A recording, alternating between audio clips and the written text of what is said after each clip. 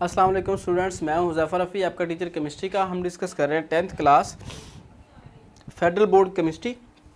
Chapter हमारे पास 16 chemical industries है। उसमें आज हम टॉपिक डिस्कस कर रहे हैं एक्सट्रैक्शन ऑफ मेटल।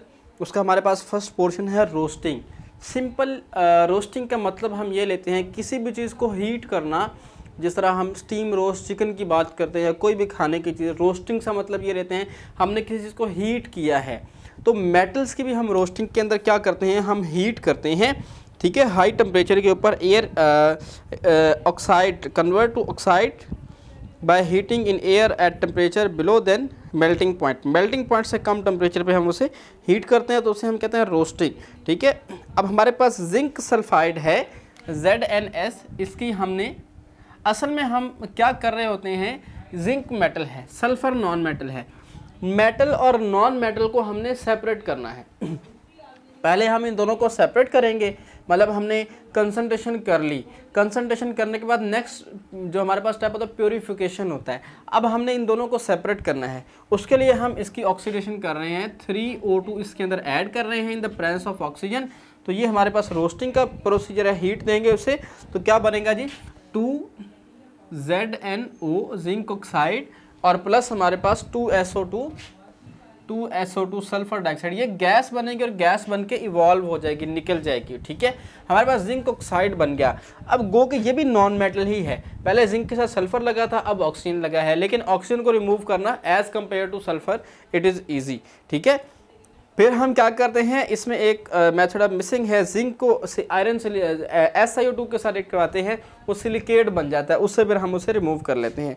नेक्स्ट में roasting reaction for Sunny bar HgS जो है हमारे पास वो भी इसी तरह होगा।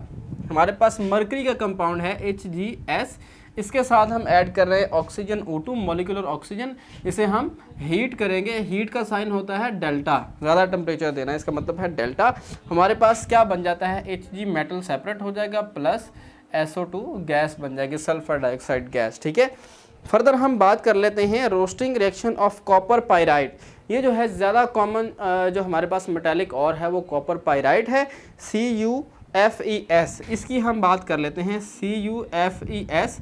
ये हमारे पास अगर 2 हों और इसकी हमने ऑक्सीडेशन करनी है तो O2 के साथ हम इसकी ऑक्सीडेशन करेंगे। O2 के साथ इसे हम हीट करेंगे तो हमारे पास क्या होगा जी, Cu2S बन जाएगा, Cu2S।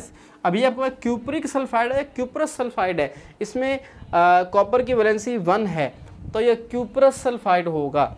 UOS के साथ कम वैलेंसी होती है, IC के साथ ज़्यादा वैलेंसी होती है नेमिंग के हवाले से। और दूसरा बन जाएगा साथ 2FeS।